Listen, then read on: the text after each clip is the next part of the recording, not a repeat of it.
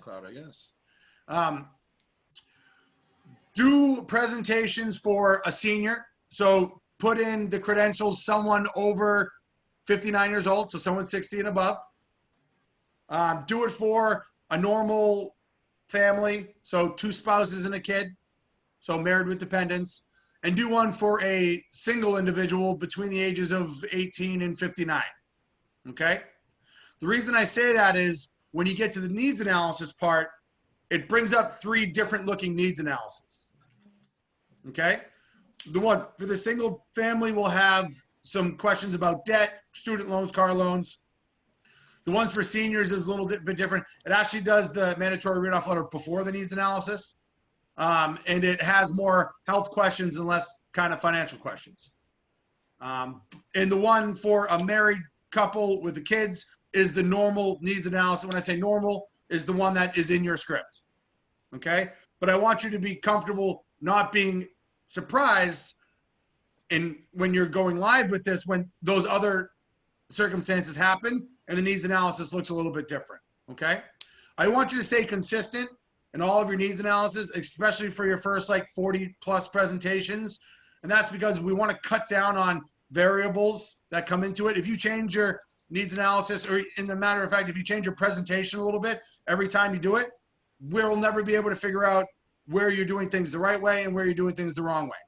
So you want to stay consistent in everything you do for like the first 40 presentations, so your managers can hop in and be like, okay, don't say this, or say this differently, or try this here. So you want to stay consistent so we can figure out how to make you the most successful with the tools you have now, okay? That being said, to me, the needs analysis starts right after you say what we're going to do now is examine the important reasons why people obtain coverage in different stages of their lives.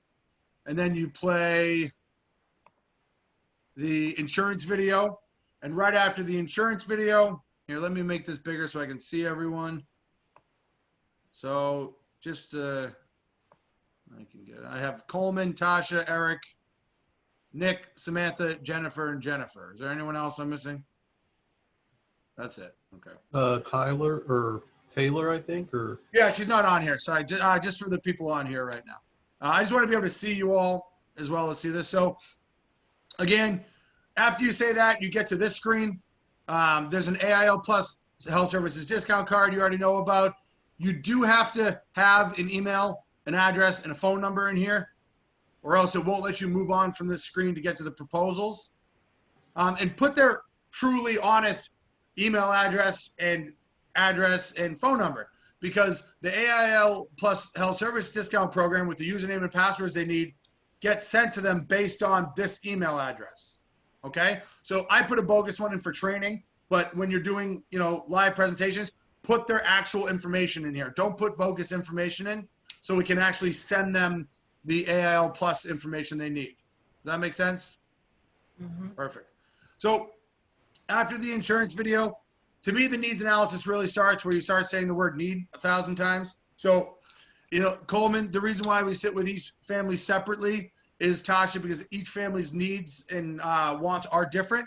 So Eric, the family I sat with before, has different needs than you, and Nicholas, the family I have an appointment with later, will have different needs and wants as well. So Samantha, what we do is we customize a program to meet your family's exact needs. So Jennifer, I do have a few questions to see what you may qualify for, and Jennifer, what those needs may be, okay? To me, that's the start of it. I told them we're customizing a program that's gonna fit their family. And I use the word needs a lot, so thus the needs analysis is the beginning for me there. I can continue my very nice rapport and talking to them. At this point, you built a good relationship to get their spouses and kids' names in here, okay? Clarifying the spelling, their birthday, all that stuff. And then from there, you see, oh, look, I have to ask medical questions. So the next part of the script will sound something like this. Miss Holland, there are 2 things you need to qualify for any of these programs. One being that you are a member of the IBEW District 4. And second, that you're in fairly good health. So I do have some questions pertaining to your health. Nicholas, there are 2 things you need to qualify for any of these programs. One being that your cousin Samantha, who's in the union, had referred you to these programs. and the second that you're in fairly good health. Tasha, there are two things you need to qualify for any of these programs. One being that you are being sponsored through the Child Safe program that you had initially signed up for, and second, that you're in fairly good health. Coleman, there are two things you need to qualify for any of these programs. One being that you are being sponsored through the Will Kit program, and the second, that you're in fairly good health. So your first reason is why ever you're talking to them. Does that make sense? Whether they're a referral, in a union, in an association, Child Safe, Will Kit, why ever you're talking to them, that's their first reason. And the second reason is that they're in fairly good health. That's how they can qualify. So we do have some questions pertaining to your health. Now, you don't want to ask these questions in a leading way. You don't want them to tell you the answers that you want to hear, even if it's not true. So I'm not going to say, and everyone unmute yourself. I'm not going to say, now, Coleman, you don't have cancer, right? That's no good. Or you haven't had that. The way I ask that makes them want to say no. Do you know what I mean? Does that make sense? Okay. So you want to ask these in a non-leading way. So, Coleman, have you, your spouse, or your child had any internal cancer in the past 2 years, whether that's breast, colon, pancreatic, uterine, any form of cancer? No cancer. No cancer. Okay. Tasha, you, your spouse, your child, or any of you insulin diabetics? No. No. Okay. Eric, you, your spouse, your child, have any of you had any cardiovascular disease issues like heart attack, stroke, peripheral vascular disease, anything like that? No. Nope. Okay.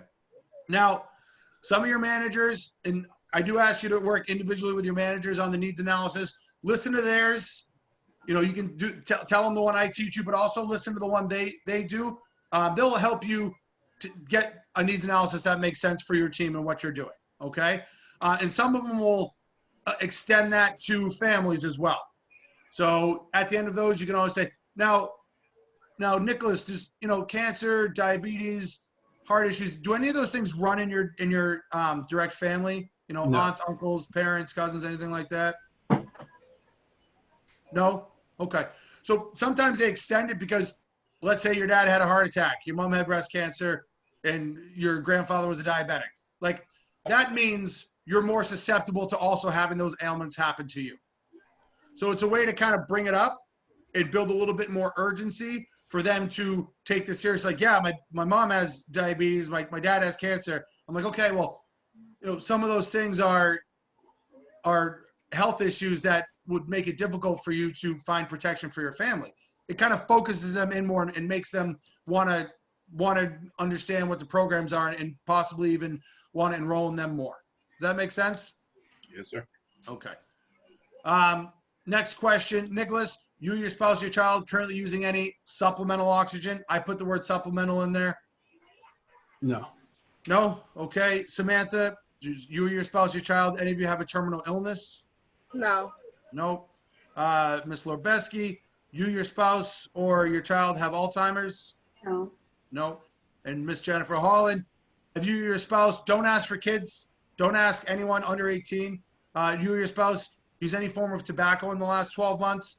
And again, I qualify it more, whether that's gum, chew, sniff, electronic cigarettes, vaporizers, cigars, cigarettes, any form of tobacco.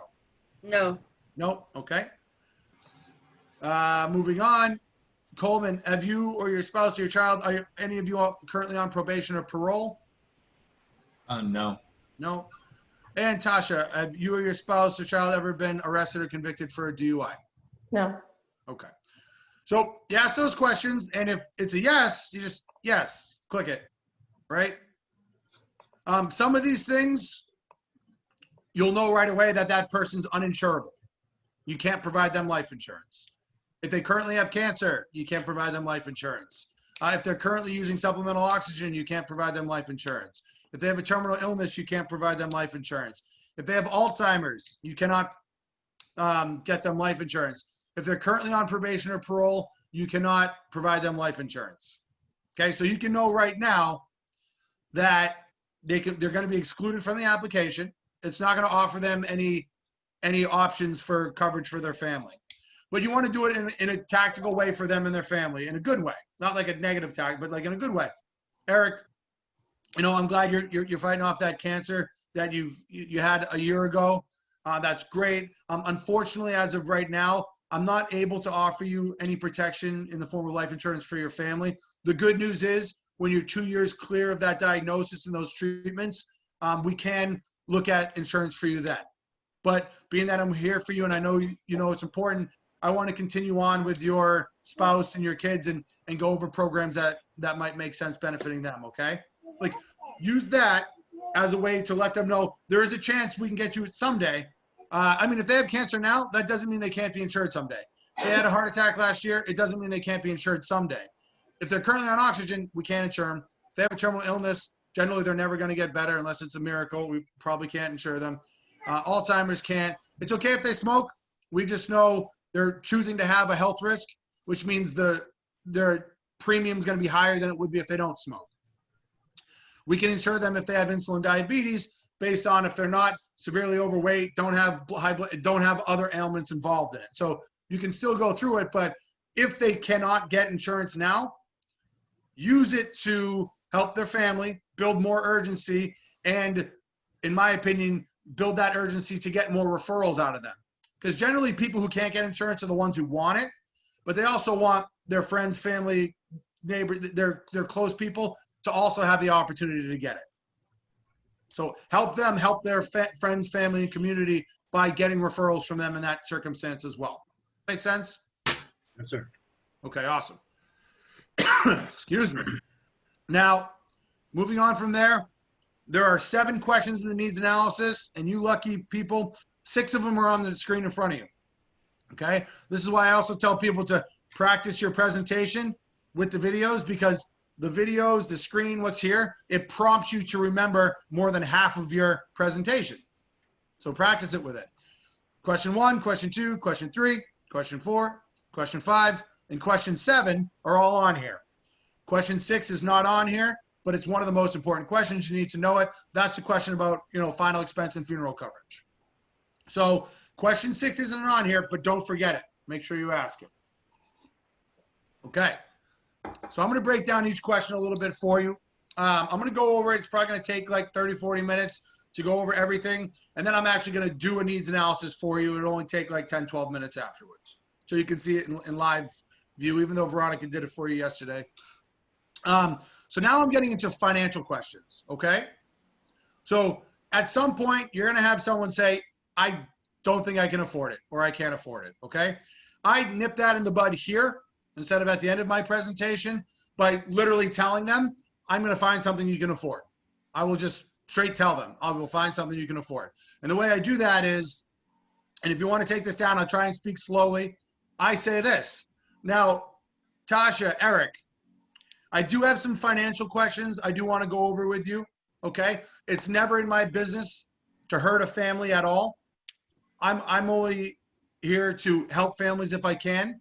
So I do want to ask you some questions about your finances so I can make absolutely sure the program that we find that makes sense will fit within a comfortable budget for you and it's something you'll be able to afford.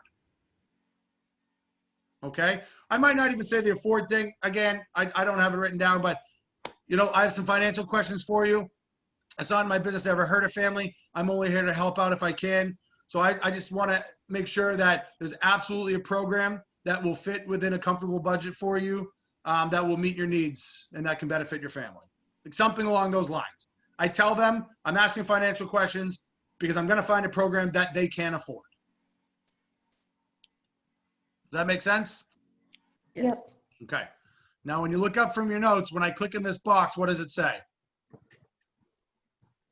Must be greater than 10,000. Can't be greater. Can't be greater than 10,000. And if I put in $900, what does it say? Not enough. Can't be less than 1,000. Okay. So you're going to run into people who don't make $1,000 a month. Okay. That does not mean we can't find them programs to protect their family. Okay. So if they're around, $600, $700, $800, I always put in 1,000. I'm not going to put in 3,000 if they're below it, but I'll put in the minimum 1,000.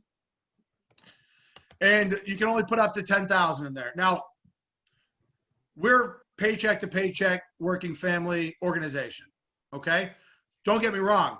You could be the richest person in the world. I'll find you insurance and I'll help your family out more by getting you insurance. It's not going to let you put in more than 10,000 because in my opinion, for the income replacement part of this for the 5 years, that makes the premium so outstanding that it turns off a lot of people. Okay, if it's more than replacing 10, what is that? 120 times, it's a lot. The premium is going to be creeping up to like $600-700. It's not the probably best product for them at that point with us. That being said, I'm going to offer anyone, or I'm going to do a needs analysis with anyone, no matter how much money they make, even if it's a ton. And I know we have programs that make sense for them. Our whole life that pays out in 1 to 2 days, or our policies that pay out in 24 to 48 hours, is going to protect their bills right up front, where, you know, their other policies might pay out to help their income down the road. Does that make sense? Mhm. But that's why, to me, in my opinion, that's why it doesn't let you go over 10,000, because it stretches the premium up so high. It's kind of a turnoff for families. And again, the first product our programs offer to people is our whole life product. Okay. It's not our most affordable product, but it is the product we do best to protect families for their final expenses. So we have another product, and you'll have a rates and products class. We have other term products that can be more affordable for families. So the $1,000 kind of meets the minimum standard of getting them our whole life product.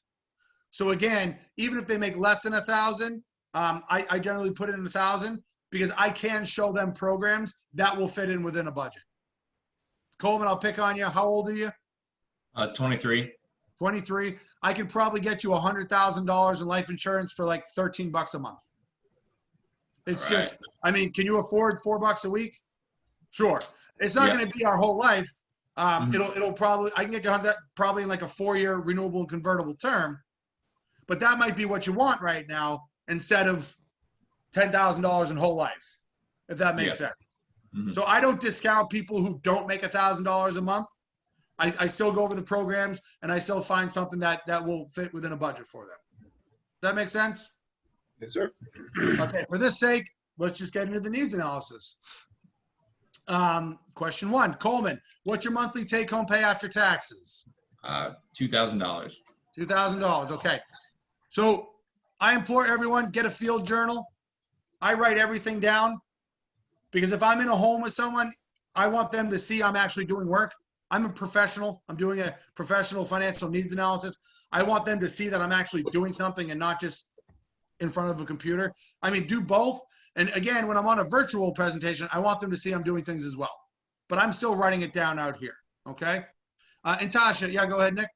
Whenever you're writing in your field journal, are you writing like are you putting like their name and then the 2,000, or what are you, or their specific information of their family? So the second I start talking to people, I'm writing everything down. And I'll have like a separate page for each presentation I do. Because Nick, if I sit down with you and I find out you have a wife and 2 kids, I want their names written down. So, because I don't want to ask you again what their names are. I want to bring them up so you know I care and I'm paying attention. When I do a report and I find out, you know, you go golfing with these 3 close friends, or you go fishing, or you go shopping with these people, or you've got 5 cousins I want to know all their names. So when I'm doing no cost benefits and when I'm coming to insurance referrals, I have direct people like, you know, you saying your brother Bill, he lives in Massachusetts as well. And then I go and like, I know people to talk about for gathering referrals as well and building up urgency in when I'm doing proposals. So yeah, I'm writing everything down, but absolutely I'll have, I mean, in this case, I have all of your names written down and then I'll have the numbers. I'm not going to ask Coleman here, 2,000, write Coleman down, because I'm generally doing this with all of you. Normally I'd be doing it with 1 or 2 people. So I definitely have their names written down for sure. And Tasha, what's your monthly take-home pay after taxes? 4,000. 4,000. Okay. So it sounds like together you guys are, you were bringing in about $6,000 a month. Yes. Perfect. And I want to say things like that out loud so they can understand they're bringing in the certain amount of money they're bringing in every month. Question 2, is there any questions about question 1? Awesome. And if you have questions, just let me know. I'm here for you. Question 2, Eric, now how much life insurance do you currently have through your work? 20,000. 20,000. And I'll put it in there. I'll write it down. And Nicholas, how much life insurance do you currently have through your work? 15,000. 15,000. Awesome. Write it down, put it in there. Just as a reminder, guys, as we were talking about before, those are policies that your work owns. They're group policies that you're a part of. So, you know, when you are laid off or when you're downsized, if you decide to quit and leave that position, or, you know, most importantly, when you retire, those are policies and benefits that are going to stay with the company. I mean, it's great that they give them to you while you're working, but, you know, they pay out 1% or less of the time because, in all honesty, most families, most people don't die while they're working on the job. You know, most people die later on in life outside of work. Okay. So the important life insurance you do have is the insurance that you personally own and control. And I will just kill it right there.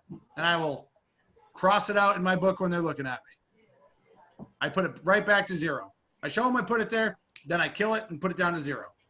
Okay. Why do you think I do that? I feel like it really like enunciates the fact that they are not covered once they're done with work. You're proving the fear of loss of that. You're giving the visual message of whenever they lose their job, they're also losing their benefit. Sure. What's my goal sitting down with a family? To protect them, right? To help them. Yeah. Okay. How's the job market in the last 6 months? Horrible. Terrible. Terrible. Terrible. People aren't just throwing jobs at everyone. No, people are losing jobs, getting furloughed, getting laid off. Okay. So Samantha, if I sit down with you and your spouse today and I go over these programs and you tell me you each have $250,000 through your work, and I say, oh, awesome. I'm glad you have that coverage. You know, you're all set.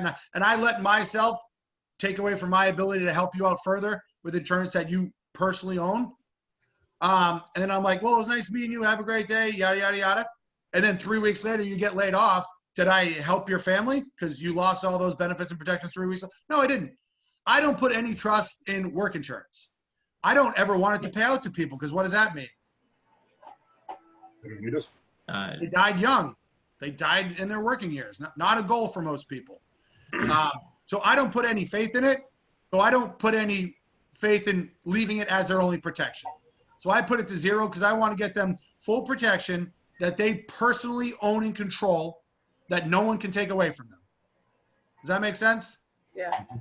So I cross it out and I put it down to zero. Again, work with your individual managers. Maybe they don't. See what they want to do. But that's what I do.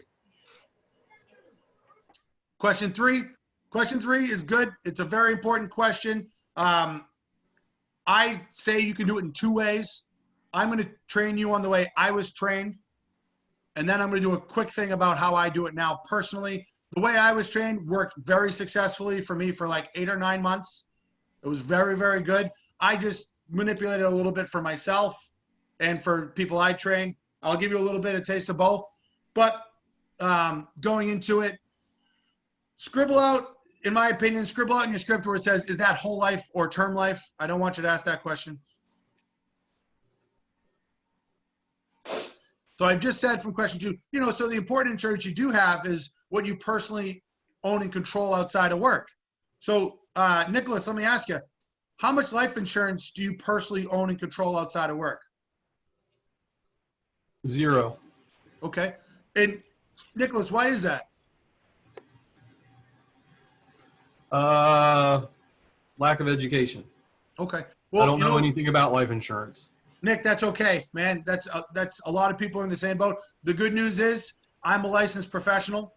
That's exactly why your Bath Iron Works asks people like me to come and sit down with the families so we can educate you. And if there's any of these programs that can help and benefit your family, that's exactly why I'm here. Okay? Build yourself up. You're the licensed professional. Tell them that. You know, Samantha, I understand you don't have it yet.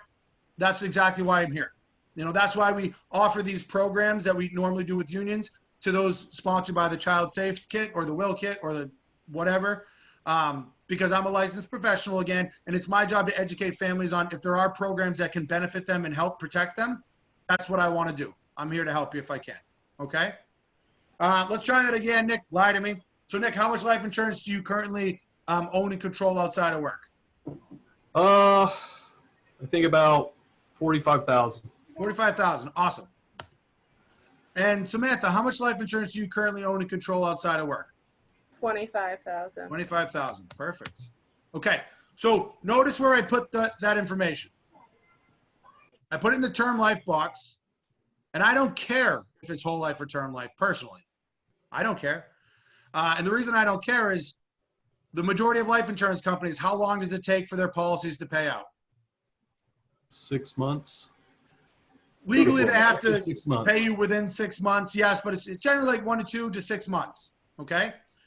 So even if you have whole life in place, that's supposed to be there to help you up front, but it's not there for 2 months, is that really in place to help your family when you need it? No. Does anyone know how long it takes our programs to pay out? 1 to 2 days.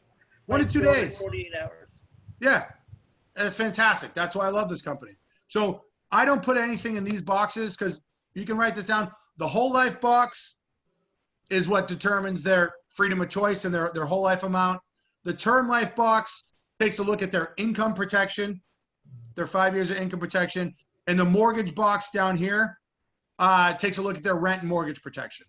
Okay? Does that make sense?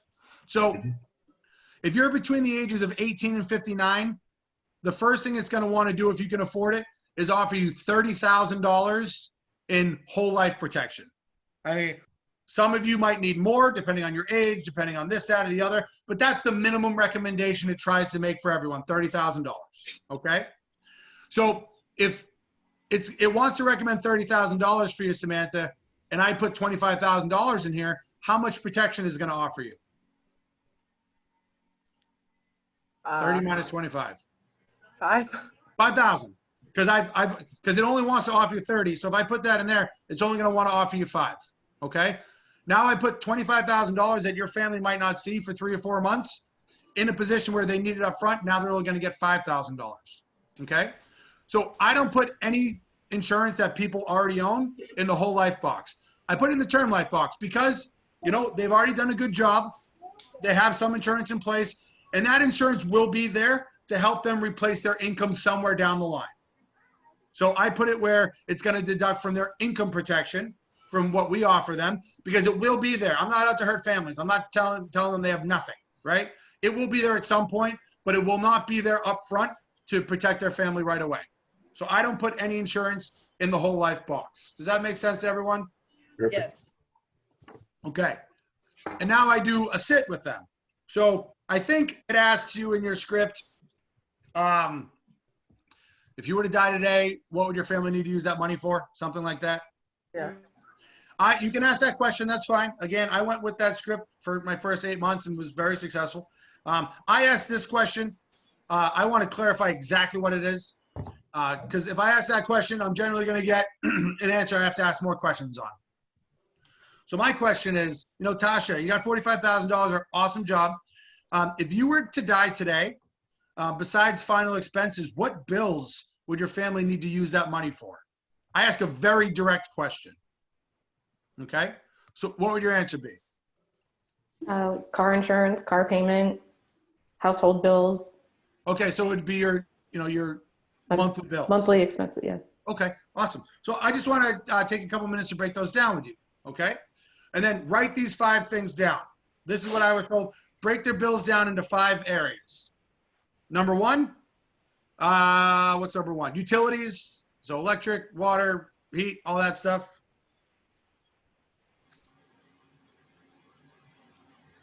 Number 2, communication, so cell phone, internet, Netflix, all that jazz.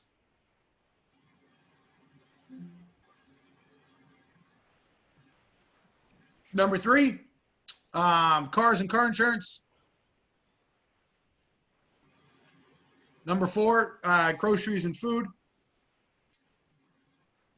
And number 5, miscellaneous things. You know, things on a month-to-month basis you don't plan for, you know, an extra coat, go out to the movies, scratch tickets, beer, wine, cigarettes, you know, all that stuff you don't really need, but you just, you know, hair, nails, all that stuff.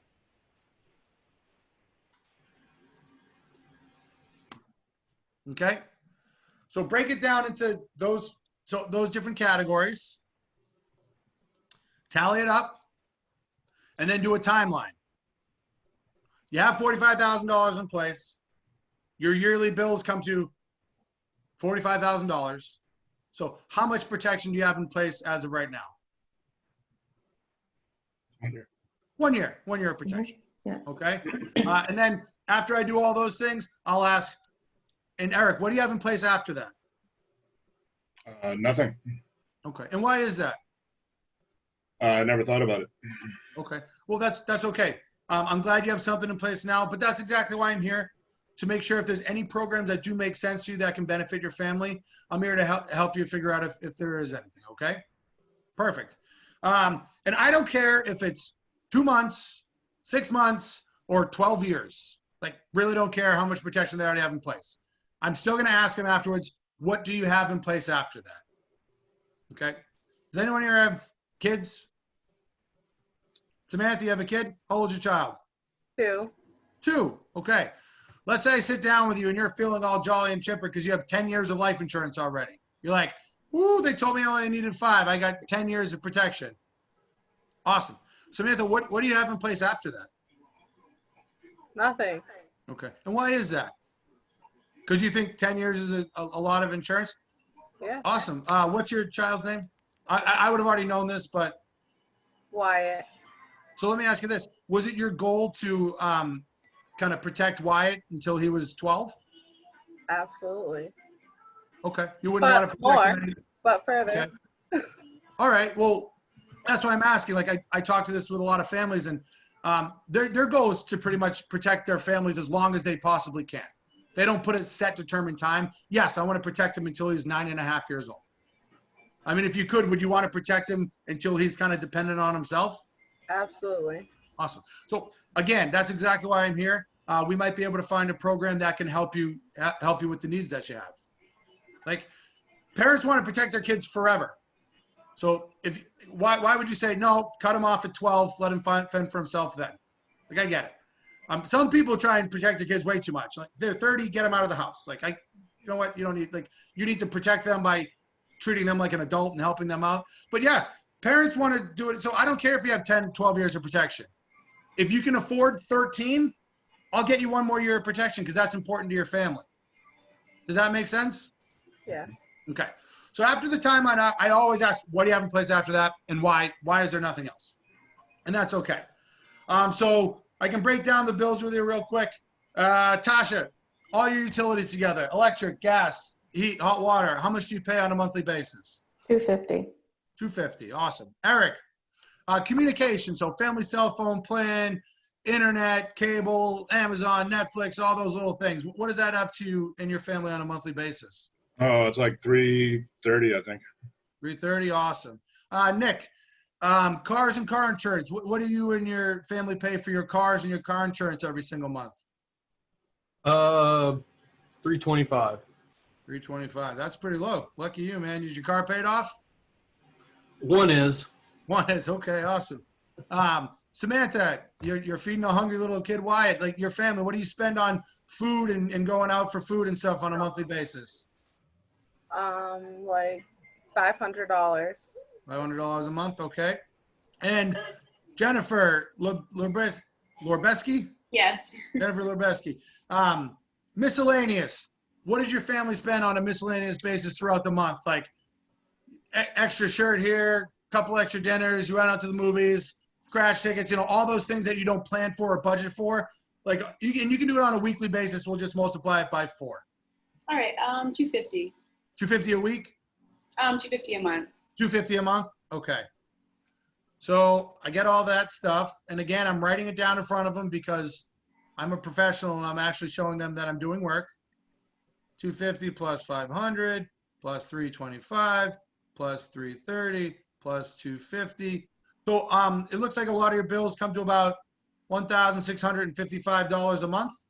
Does that sound about right for everyone? Mm-hmm. Okay.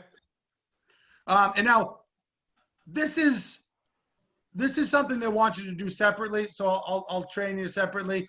I like personally putting the mortgage in there together for the bills. That's okay. We'll leave it out. So 1655 times 12, you do a timeline. So it's about $20,000. So you got about $20,000 in bills every year. So, you know, Jennifer Holland, based on what you have for insurance right now, the 45,000, you've got about just over 26 months of protection for your family. Okay, just over 2 years. So let me ask you, what do you have in place after that? Nothing. Okay, and why is that, Jennifer? I never thought about it. Okay, I mean that's exactly why I'm here. That's why your Maine Federation of Firefighters Association asked me to reach out to you and make sure if any of these programs do make sense to you, I can find something that can definitely help benefit your family. Okay. Right. And yeah, go ahead, Eric. Yeah, what if they say it's all I can afford? Well, based on what you just told me, you're bringing in 6,000 and you're only paying out 1,600. So yeah, you are going to get people who are like, well, that's all I could afford. Because some people just don't want to take on another bill, right? And I have ways I can go into that. I can do that afterwards. I can go over some extra stuff with you after the needs analysis, answer any questions like that, give you some objections or rebuttals. For right now, I kind of want to just focus on the needs analysis. Yep. But if they tell you right there, yeah, that's all I could afford, I completely understand. That's why I'm doing a financial needs analysis with you, because if there are any needs, I can definitely find a program that will make sense for your budget. I'll just That was my reiterate question. Thank the you. part I said earlier. And Nick, for you got $25,000 in place. Your family's bill is coming to about 20,000. So it looks like you just have about 14 months of protection for your family. So again, what do you have in place after that? Hope and a prayer. Open a prayer. Okay, yeah. I wish that paid me too. I'd have some more money on some days. Okay, and again, that's exactly why I'm here, Nick. Just to make sure if any of these programs do make sense for your family, I'm gonna find the one that best suits you. Okay. Just reiterate it there. So you've done the SIT. You've what the heck does SIT stand for? You have spent the money. You've itemized the bills, and you did a timeline about it. Okay. Are there any questions with question number 3 so far? Okay. So that's one way to do question 3. This is my other way I do it, and I'll do it briefly. Okay. You can go over with your managers how you want to do it, but this is how I do it. Okay, Coleman. So the important life insurance is what you own and control outside of work. So let me ask you, how much life insurance do you currently own and control outside of work? 45,000, great. Eric, 25,000, awesome. So Coleman, let me ask you, if you were to die today, besides final expenses and funeral costs, like what bills would your family need to use that $45,000 for? Need to pay off my house and pay off my car. House and car? Okay, awesome. Let me ask you this. It sounds like they would have to take over the monthly bills for you, right? Correct. Awesome. So let me ask you this. All of those bills together kind of bundled up on a monthly basis, what does your family spend to maintain your lifestyle on a monthly basis? Just a lifestyle. Yeah, and pretend like it's for a family, like the family we have here. Okay, we spend about $2,000. $2,000, okay. So I just had them bundle everything together in their own head and give it to me, okay? This is my little advantage I take from there. First off, they lowballed it. 99% of the people are going to lowball it, and I'm not out to hurt families, so I give them money back. I make sure I put more money in that bills to protect them because their bills are probably higher than that, okay? Does that make sense to people? Yeah. I had them just do it, boom, done. But again, I'm never in a business to hurt people, so I help them out, I give them money back. But I do it in a way that makes them think I'm really, really a nice guy, and they should trust me, and I'm here to help them because that's the case in the first place. I just want to make them, so I have $6,000 coming in, and I have $2,000 going out. Tell you what, I'm selling a very nice policy today. They save $4,000 a month. Are you kidding me? I can do this sleeping now. But what I do is I give them money back.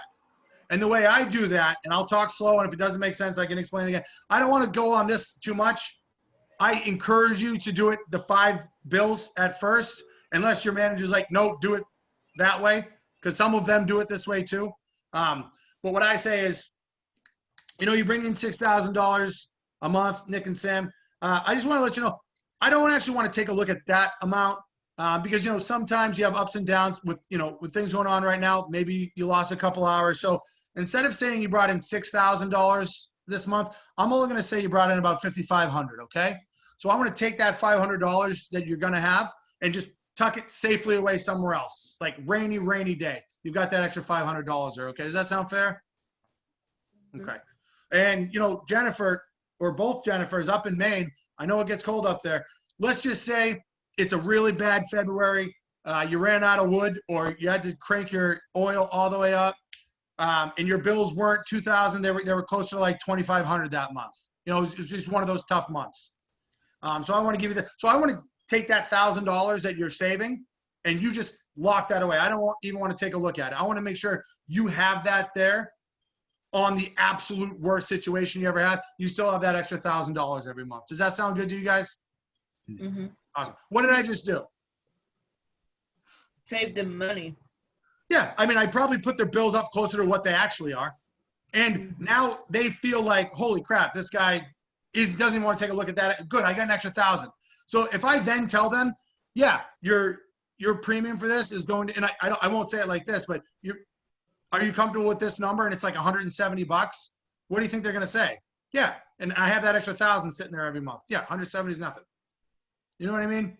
Mhm. And depending on the gap, I shrink the amount, but even if there's like a $400 gap, I'll give them $50 back on either side. Like, nope, I want to make sure you have that extra $100 in your hand, that extra Benjamin in your hand the day you need it. Okay. Does that make sense to people?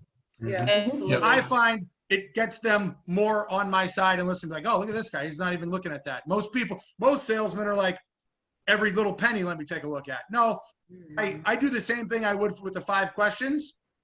I just do it in a way where I know they're pretty much going to lowball it, and I give them money back to make them realize I'm here to help them. Because no matter what I find, the computer's going to generate the same number on their bills based on their income. So I just want to make them feel way more comfortable that the program I am finding will absolutely fit within a financial budget for them. Does that make sense? Yes. And then again, I timeline it again, right there and then. Now the difference there is they generally bundle their mortgage or their rent in on that way. Whereas on the first way, I keep that separate. Okay? So now, are there any questions with question 3? I know I did a lot there. In my recommendation, you can start with the 5 different things. That's how I was trained. Again, I was very, very successful with it. I just like this other way that me and Mr. Mike Russo decided was a good idea a couple months ago, and I really like it. And that's how I train my people. But again, work with your direct managers. They might have a different little approach on it, and they're only in the position they're in because they've been successful. So I would take their word for it as well. And just work individually with each one, okay? Question 4.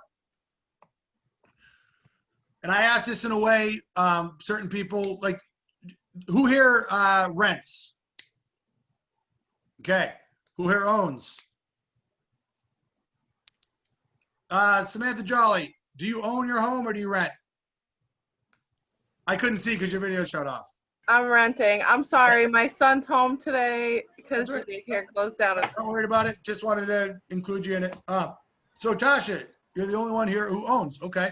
So when it comes to rent and mortgage protection, I want to be very clear with this. I don't offer it to everyone. Okay. Some people, in my opinion, they don't need it. Now, I can still build an urgency and make them want it because maybe if their goal, and based on talking to them, if their goal is to have a house someday or is to start a family in their apartment someday, if they can afford it at this age, it's going to be more affordable than if they wait 5 years. So I'll have that conversation with them. And if they're interested, I'll still get them protection now before they have dependents. But Coleman, are you married? No, Coleman, do you have kids? no. Okay. So in all honesty, if you died today, what happens with your rent situation? I don't know. I won't be here to find out. I mean, you do live there with 2 good friends, right? Yeah. So maybe you want to protect them for, I mean, let's say your monthly rent's like $3,000, $4,000, and you want to protect them for a couple months while they look for a new roommate. sure, maybe I get you $20,000 in a term protection for like a nickel, for Got it. $9 a month. Mhm. But generally, if they're a single person with no dependents, and if they're kind of living on their own, or they have a roommate that they found on Craigslist, the landlord's going to find someone else to move in. Okay, does that make sense to people? Yes. But just because people rent does not mean I will not offer them insurance to protect it, because not everyone owns a house. Not everyone put themselves in a position to own a house. But just because you rent, you still have your family. That's still your home, right? So I will still offer you protection if you have dependents, because just because you rent doesn't mean if you die, you want your family to have to get kicked out of that place. Does that make sense to people? Mm-hmm. So I will still offer you protection, absolutely. But some people I don't. If you're single with no dependents, living by yourself, your landlord will find someone else to live there. You know what I mean? But that being said, if they rent, you can't offer them protection if it's clicked on the rent. So click on the own, and you can still offer them protection. Okay? Now, Eric, you have a family? You said you rent? Yes. Perfect. So I would ask you, what do you pay for rent on a monthly basis? $1,000. And you can lie to me. You can lie to me. It doesn't have to be a real number. Yeah, $1,000. $1,000. Awesome. So your yearly rent is about 12 grand? Yes, sir. Awesome. And you've lived in this apartment for 8 years? Great. Your kids grew up there. And I'm sure you wouldn't want your kids to have to, yada, yada, yada, whatever I'm saying. I would probably find you 5 to 10 years of rent protection. Be like, Eric, what could happen is if something does happen to you, your family could still stay in that apartment and not have to worry about that bill for like 5 to 10 years. Okay. And all I would do is take that 12,000, multiply it by 10, 120,000. I would put 120,000 in here. I'll do a normal interest rate or just whatever, and I'll put 10 years, right? And then that's going to protect his rent if he dies for 10 years. So his family doesn't have to worry about coming up with that money for rent. Does that make sense to people? Or 5 years, or whatever he can afford to protect his family. I want to help him get that in place. Okay? Even though yeah, go ahead. If they included rent in their monthly bills, wouldn't that already be covered by income protection? I mean, it's kind of rolled in there. If they and their monthly bills would already be. So I mean, if our monthly bills are $5,000, that includes rent. Well, I'm already protecting that money with monthly income. Yes, kind of, but you don't have the insurance to cover it here. Yeah. And the timeline would have been less, Okay. right? If I added that extra $1,000 in there, now you're not protected for 14 months. Right. You're probably only protected for like 6 months. Yep. Sure. I got you. And that's why I would do another timeline. I mean, that's a great question. Like I was going to get to that. So excellent question. I just want to go back for a second from rent to own. When people say they own, I do ask it in a certain way that makes them feel just a tiny bit stupid, but it's in a good way. So Tasha, do you rent or do you own your home? Own? You own. Okay. So you've paid the mortgage off on it. No. Okay. So you still have a mortgage. Yes. That's the way I ask it. Gotcha. Makes you feel a little bit silly. No, yes, I have a mortgage, but that is a very, very important bill in your life. Mhm. Okay. And I've had people say, yeah, I own the house outright. Awesome. Great. I might talk to them a little bit about taxes and this and putting something in place, because no house is ever paid off. Like, wouldn't it be nice if it was?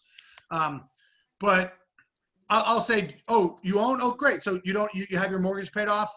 And they'll say, no, I have a mortgage. Okay, great. And arbitrarily, what's your mortgage? What's remaining, or Yeah. What's left on your mortgage you have to pay off? And again, you can lie to me. I don't care. you can leave the 120,000. 120,000. And do you have a normal interest rate of about 4%? Do you have a little bit less? Where's your interest rate there? About 4%. Yep. About 4. And how many years left do you have on it? 15. 15 years. Awesome. Now let me ask you this. Straight into question 5, and it's right here. Don't ask this, do you have insurance to pay off the mortgage? Ask it this way. Now, Tasha, do you have a separate life insurance policy that would pay off that mortgage if you died, or would your spouse have to come up with all that money on their own to continue paying? My spouse would have to figure it out. Okay.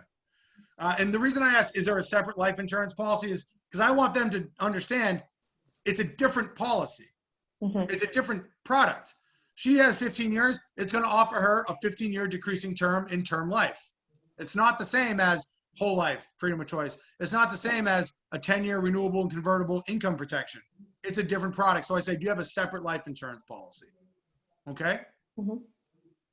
So Eric, being that said, back to your question. Okay, Eric, so you do have $45,000 in insurance already. Would you want to allot any of that to just directly pay off part of that mortgage to lower the monthly rent or mortgage rate? Well, won't my family need it for something else? They might. Yeah, you did tell me they're going to have these bills as well, and you did have 26 months of protection for all those bills. But I'm just asking for that rent bill. That probably the biggest bill. That $1,000 to $2,000. Would you want to allot any money directly to that to help out? Yeah, I probably have. Half of it? Okay. So if he says half, I'm going to put this down to, let's pretend you had 50, 25,000, and I'll take $25,000 off of here. Okay. The reason I did that is because he has that insurance in place to help here. So I'm not going to offer him the full amount the mortgage will pay off because he wants to allot what he already has here. But I take this away because it's now going to offer him more income protection because he's using part of his income protection for mortgage. Does that make sense? Yes. Okay. And then again, I would timeline it. So, okay, if we did that, you have 25,000. If you remember, your bills did come to, I think it was 25 or 20,000. So with putting that money directly to there with your other bills, it looks like you have them covered for just about a year now, not that 2 years. And I would adjust the timeline on it. Does that make sense to everyone? Yeah, absolutely. Awesome. Question 6, not on here, but it's very important. Jennifer Holland. Mm-hmm. Now, if you were to die today, what do you have in place to protect those final expenses and funeral costs? Or would your spouse have to come up with that money on their own? And if their spouse is there, I might just, or Jennifer Lubeski, would you have to come up with that money on your own? Yes. You'd have to come up, okay. And Jen Holland, now why is that? Why is there nothing in place? At the time, I couldn't afford it, but maybe now I could probably afford a little bit more. That's okay. You know, that's exactly why I'm here. I'm a licensed professional. That's exactly why your union asked me to sit down with you. If there is anything I can help you and your family out with, I'm here to help, okay? Again, promote yourself a little bit and let them know that's exactly why they're there, okay? Now, when people tell me things like, yeah, I got 20 grand in my bank account, sucker, or I got 40 grand, I'm like, yes, like, I love that. The more money they have in their bank account, the happier I am. I'll tell you why. So, Eric, what do you have in place for your final expenses? Oh, don't worry about me, man. I got $60,000 in my bank account. Eric, man, that's awesome. What do you have that money in there for? What are you saving up for? We're looking to buy a house. Awesome. I don't want to take that money away from your future house, you know? So I got great news for you though. With these programs, I can make that $60,000 in protection, like that much money, I could make it look like hundreds and hundreds of thousands of dollars for so much less. If they have money in their bank account, awesome. Now they have a premium that they can make their equity and their value worth more. I can literally say to you, you got 20 grand in there for a car. I got great news, Eric. Spend 17,000 of it on the car. And then that little bit extra, you can allot to a premium for this, where you're now worth $60,000. Does that make sense to people? Mm-hmm. Yeah. Especially if they say, yeah, I've got $20,000 in my bank account for my funeral. Awesome. I got such great news for you, Tasha. You can spend 15 of that on you. You know, make your life better, blah, blah, blah, blah, blah. And a lot, whatever the premium ends up being, you already have it paid for 6 years, and you'll be worth $150,000. Not just that 20. So when you do die, there's more money in place to help your family, not just that 20. I see. Yeah. Okay. Does that make sense? Yes. Yeah, the more money they have, I'm excited. I'm like, oh man, that's great. Go buy that new boat. Go buy this. Go take your family on vacation. And I can make your value worth a lot more for a lot less than having to save that amount. So I'm happy when they have money in their bank account. Okay. So, and again, Jennifer Lebeski, what do you have in place if you were to die today for your funeral expenses or final expenses? Or would your spouse have to come up with that money on their own? I have 10,000. You have 10,000. Okay. And what do you have that 10,000 for? Is it saved directly for your funeral? Nope, it's for just a car. Okay. That's good. I'd rather you spend that on your car because I don't want you to have to spend $10,000 on $10,000. To me, that doesn't make sense. So if there's a program we can find that makes sense for you where you can have more in place for that reason, I'm here to help you find it. Okay. Same thing. Great. It's not for a funeral. It's for your car. So I don't want you to have to use that. I don't want you to have to sit on that for 60 years, hoping that that's what's in place for your funeral. If I can get you covered for $40 today for 40 grand, like what makes more sense? I'd rather you use the money on what you're saving. I'll tell you right now, the only people saving money to die are very old people. Okay. They're the only ones who didn't have a chance to get life insurance, or sick people didn't have a chance to get life insurance, didn't do it in time. And now they don't want to put that burden on their family. No 30, 40, 20-year-old is going to have 40 grand sit in their bank account for when they die. And if they do, awesome. I've got great news for you. You can turn that into a lot more and make your life better with the rest of it. Here, I was told just put $1 million in. Put $1 million in. We do have another product. It's a 20-year set term that if you do have young kids and you die, there's $100,000 allotted to their education. Okay. It's not in your script. I don't want to add something to you to confuse you. Talk to your direct manager about it. If they want you to offer that product, they can show you how to offer it. It's another proposal you have to do. I was told put $1 million in there so it doesn't offer them anything when you're first getting started. So I recommend putting $1 million in there. So when you're getting started working with families and doing presentations, you don't have something extra that you haven't been paying attention to yet. Does that sound fair? Yes. Awesome. And question 7. Nick, do you currently do your banking with a credit union, a checking account, or a savings account? Both. You have Checking you checking can go with. Perfect. And I just click checking, done. Now, why do I ask that question? Because you can't sell to them if they don't have a bank account. Technically, I can. I don't want to. That's for sure. I mean, if they have one of those green cards where they put it this, they need a routing number and they need an account number, in my opinion. Okay. I don't want them getting a check for like bringing cash to the bank and getting a money order. I know some people, I don't want to deal with it. No, thank you. I want a routing number and an account number. Okay. That's what I want. I don't want someone telling me, oh no, I'll mail you $2,000 in cash every single month. Like, hell no, you won't. I'm not basing my income and my retirement on someone putting cash. Nope, no thank you. Get a bank account. And you might find some people, not picking on you, the Jennifers up in Maine. I've talked to some people in Maine who are like, oh no, the government's not seeing my money. You know, that type of thing.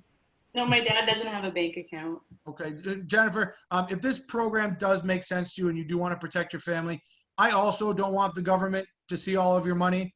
So, like, let's say this comes to $100. Let's open a bank account, put in $100 every month, and you keep that rest of your money under your pillow or wherever you keep it, okay?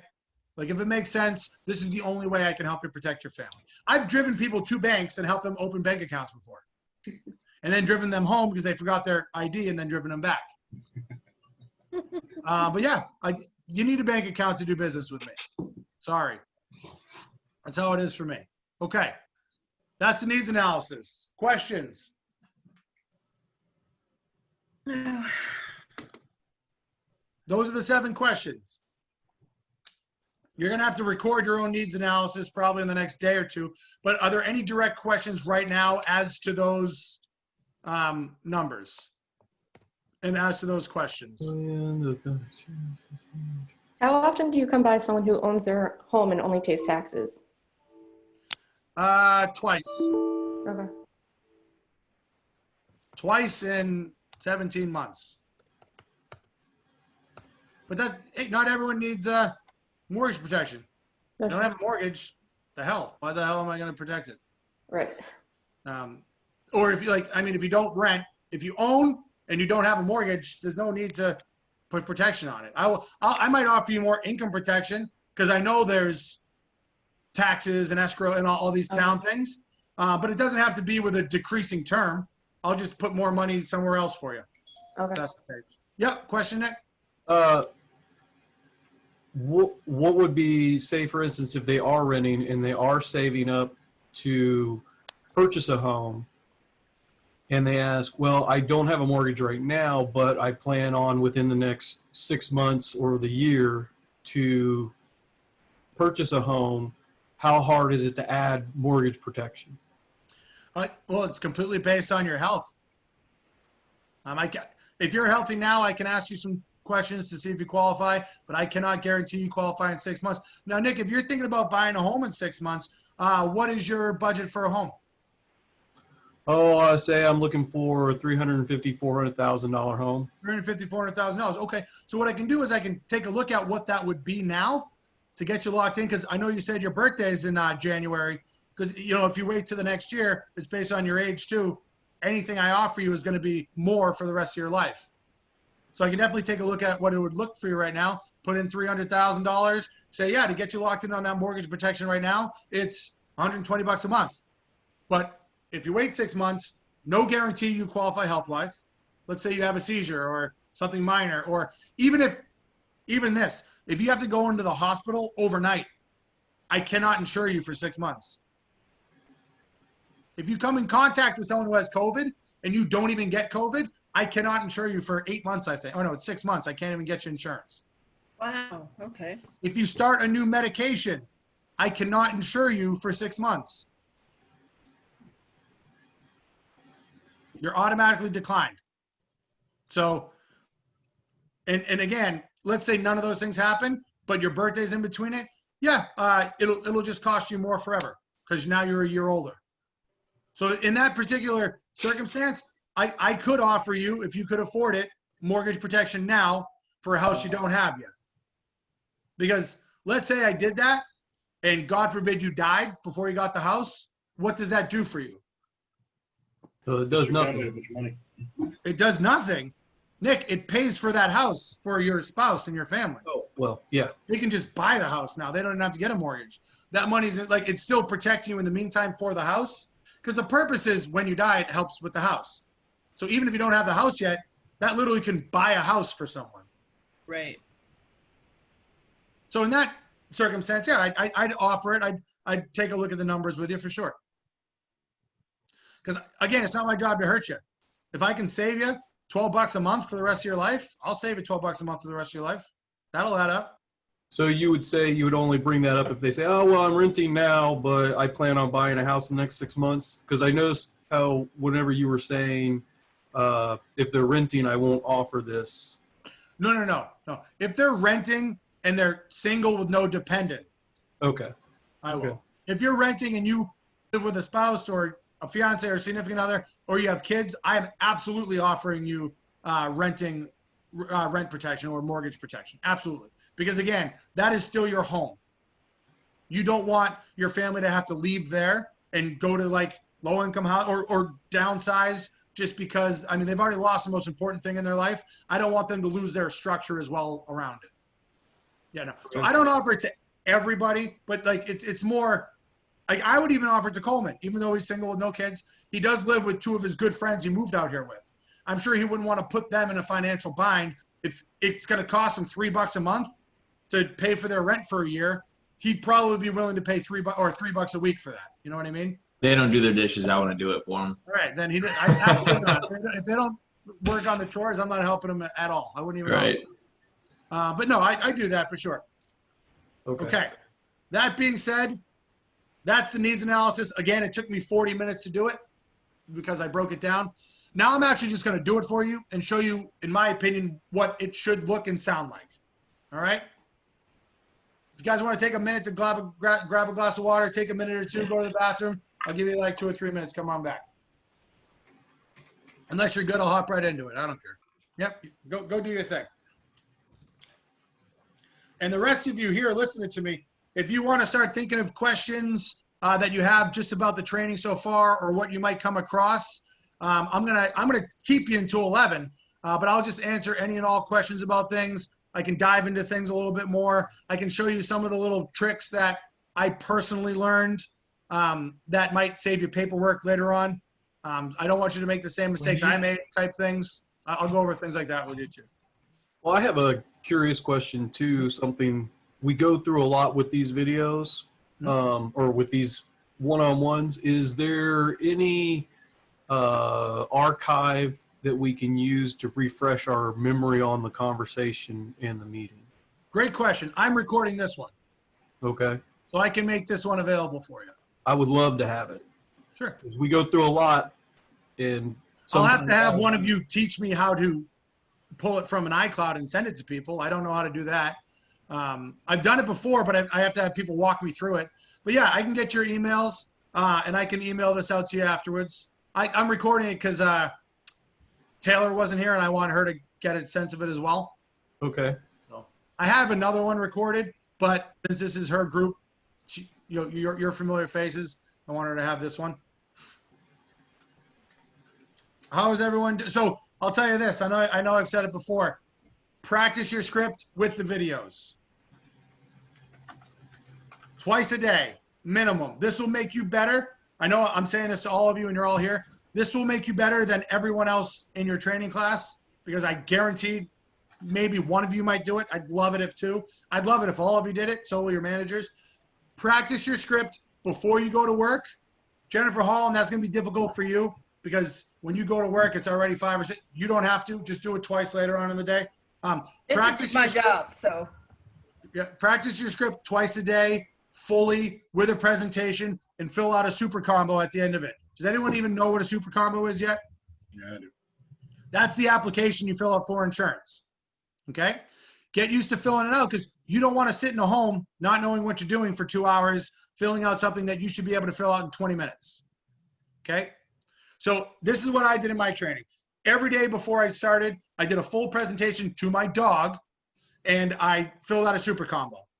Now, at some point, I didn't watch all the videos. I watched all the videos a few times so I know what they're like. Because again, the videos will change. If I sit down with someone who's single and younger, it's a little bit different. If I sit down with someone who's a senior, the videos are a lot different. So again, when you're doing those practices, watch the videos for your first time. You want to get to know the videos, but you're going to see them a lot. But I'll skip through the video, but always do the talking points. In the beginning of the day, full super combo.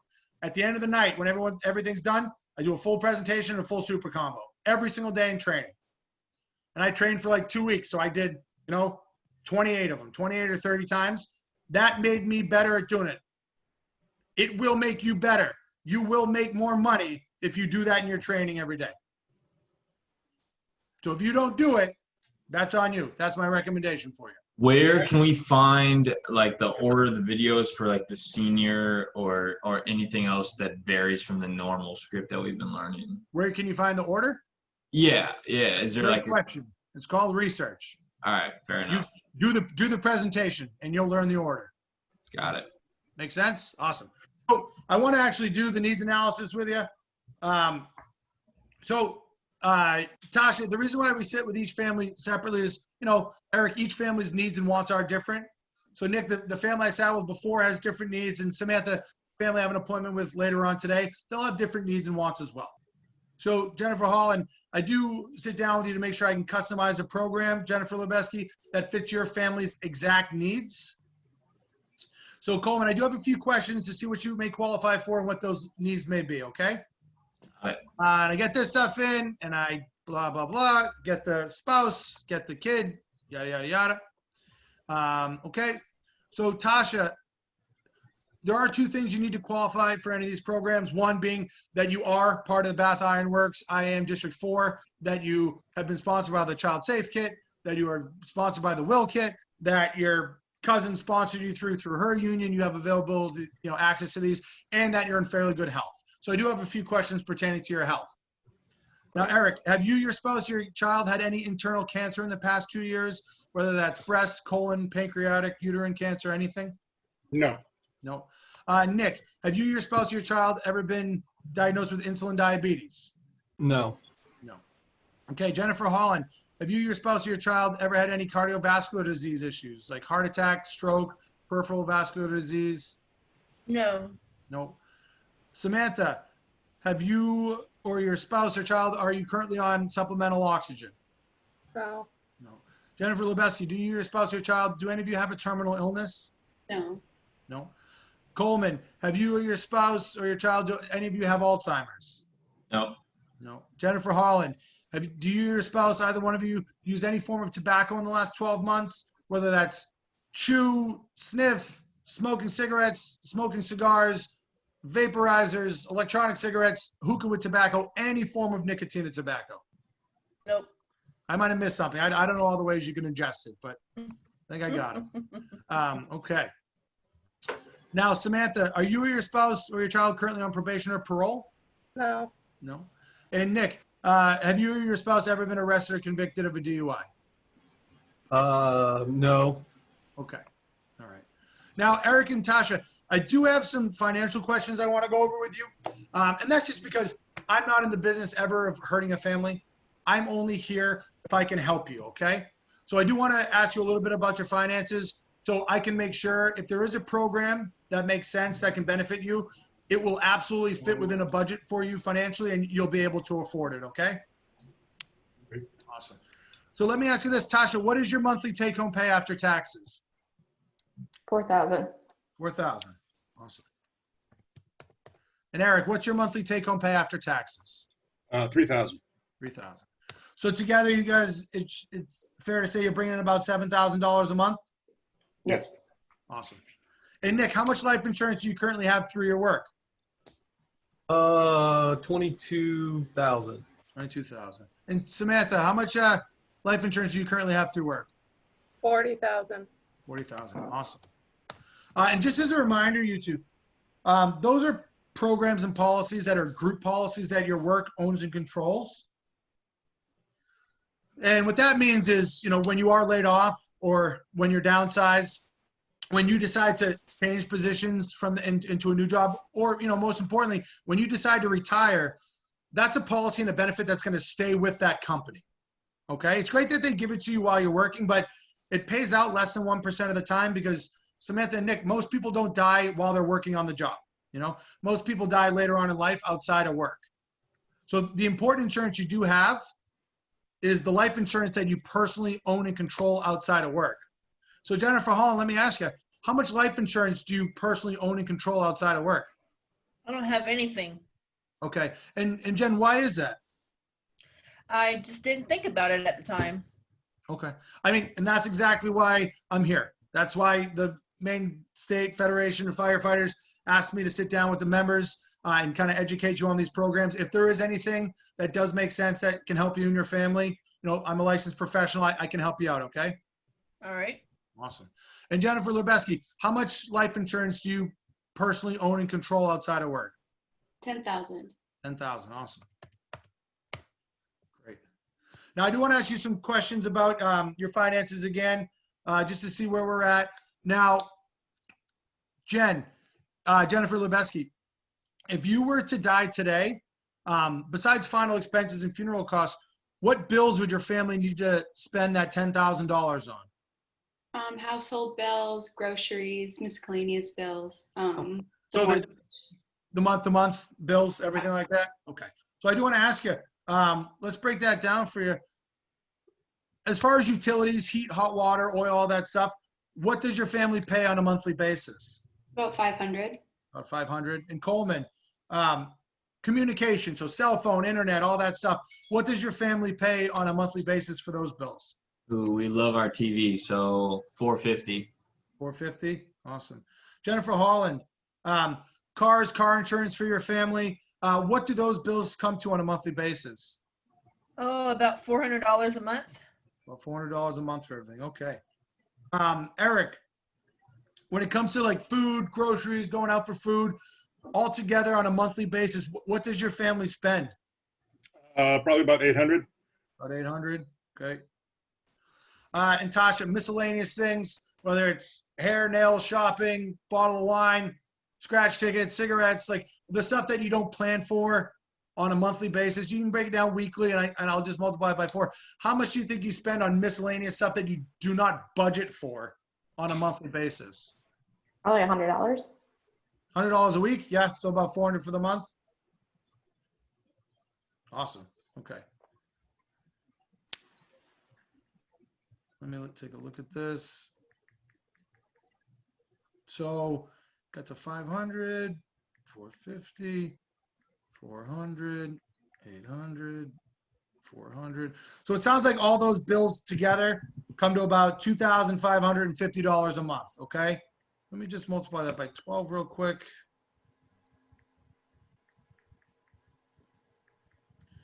So about 30,000. So it sounds like those bills come to about $30,600 a year. So Jen, with the insurance you have in place now, it looks like you've got about 4 months of protection for your family. Okay. Now my question is, what do you have in place after that? Nothing.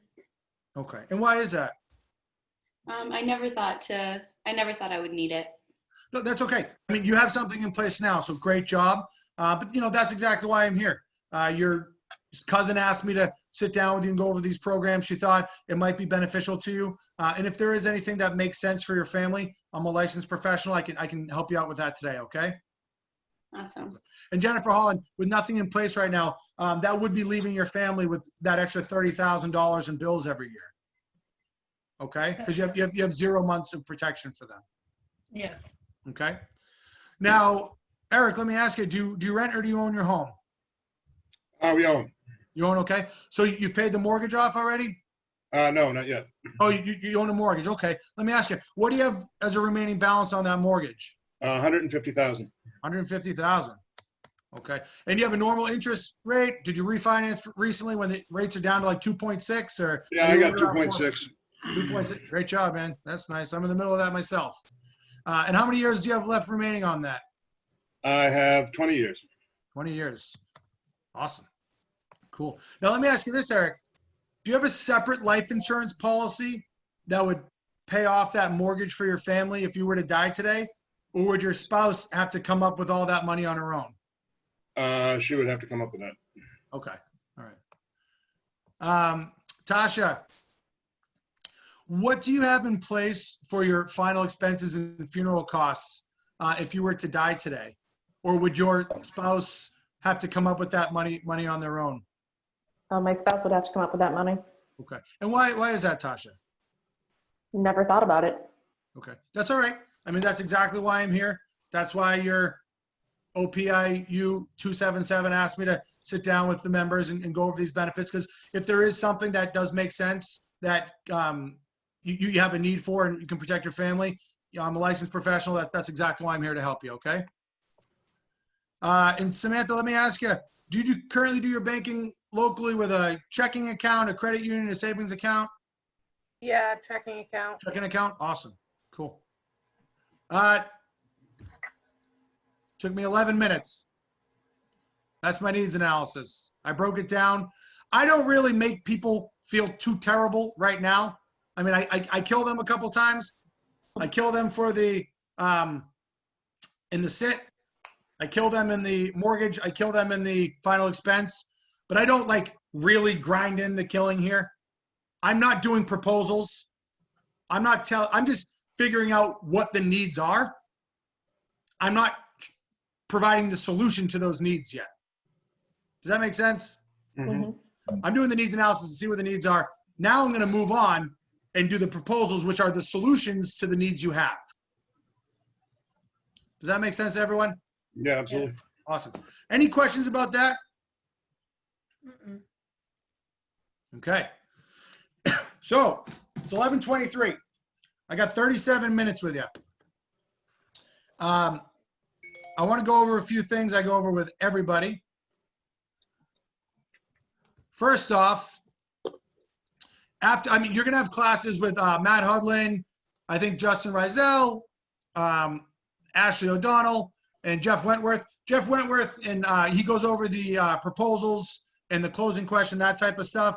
I'm going to jump a little bit ahead right now. I think Matt does a mandatory read off. They're all great at what they do. Pay attention. You know, they wouldn't be where they are. I mean, 2 of them are MGAs. The other 2 are GAs. They wouldn't be where they are if they don't know exactly what they're talking about. But I do want to go over a couple of things that I learned that can help you on future paperwork when it comes to the super combo and things like that. Jeff might reiterate it for you, but I like going ahead when I have the time. So give me a second. After this, it's going to show you what it's actually going to propose for this couple.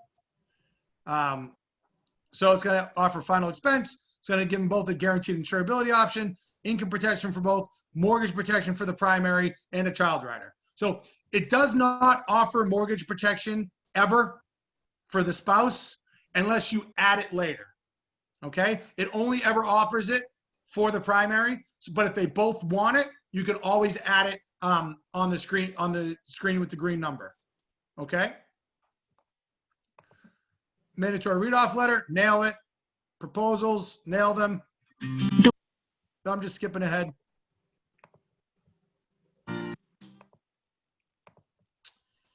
Income. Okay. Next benefit. Next benefit. Continue. So here, now I'm here on the green screen. It's offering me 30,000, 25,000. It's offering 240,000. That's 5 years of income protection for proposed primary. It's offering 170,000. It would offer 180. They already have 10,000 in place, so it's offering 170. 150,000 in mortgage protection. Again, if the spouse wanted it as well, down here you could also add mortgage spouse, education for the kid, find like whole life for the kid. You can add things down here to add to it, but this is what the proposals it's offering for this family. And if you give them the waiver of premium on top of that, jumps up about 12 bucks, 14 bucks. And this is what a premium for this family would be for this particular situation. Okay. Now, so if they were to like say, oh, you know, $272 is a little much for me, like how could you adjust it to make it fit better? well, first off, my first step wouldn't be adjusting it. My first step would be saying, well, you bring in together $7,000 a month and your bills are $3,900 a month based on what we went over. So it's fair to say you're saving about $3,000 a month. Right. Okay. Does that make sense? 272 out of that 3,000 to protect their final expenses, to put a paycheck in their family's hands every single week for 5 years, and to completely pay off their house. I mean, you can break it down a little bit. Yeah, I just want to show you what that, if there's a little hesitation, just reiterate exactly what these programs are doing. These programs, this is the only bill you will ever have. The only bill you ever have that pays you money. We insure money. Like Right. when you die, whatever you do with us, we give you money, your family money. Jennifer, how much did you pay for your cars again? 400. 400. Let me ask you this. How much is your car worth? My car is worth probably about 17,000. 17,000? Okay, so I just want to get this right. You're paying $48,000 a year for a car that's worth $7,000. So, okay, awesome. So hopefully it lasts you about 4 years, that car. Now let me ask you this. If you were to die today, how much does that car help your family out? What does it pay for your family? It takes them everywhere they have to go. So, Okay. I mean, you know, it's the main thing they use. Awesome. How much of your other bills is that going to pay for, that car? Well, considering it'll take us to work, it'll take them to school, it'll take them, you know, to the places where they got to go. So yeah, it's pretty important. Absolutely. But I'm asking, how much money directly does that car provide for your family? Oh, the car does not pay anybody. No. Okay.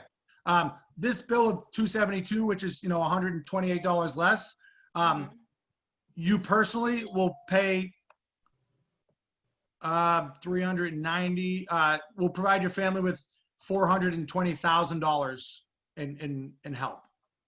Makes sense. Okay. So, and like I usually do it that way.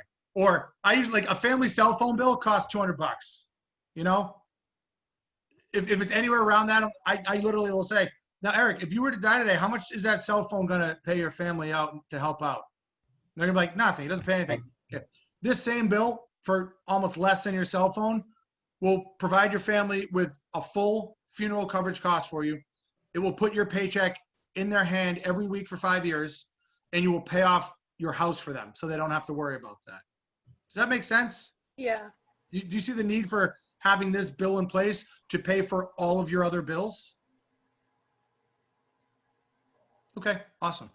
But again, back to your question, Samantha, you're gonna show they can this couple, this arbitrary random couple, can afford $272 because we only look at 5.5 cents on every dollar, and statistics show that does not take food off the table.